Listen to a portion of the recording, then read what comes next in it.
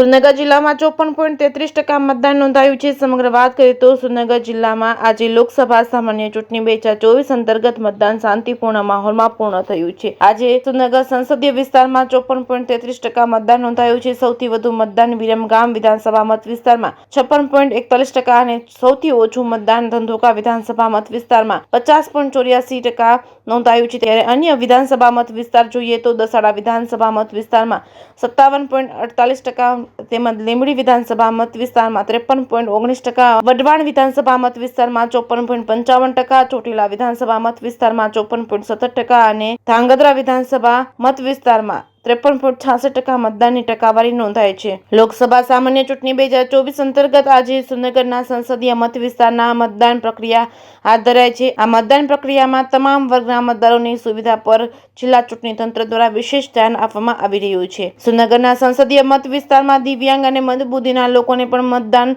મથક સુધી પહોંચાડવા માટે જિલ્લા ચૂંટણી તંત્ર દ્વારા વાહનની વ્યવસ્થા કરવામાં આવી હતી. જેકેએસ ન્યૂઝ ગુજરાતી સાથે મહેશ ઉતેરિયા, સુરેન્દ્રનગર.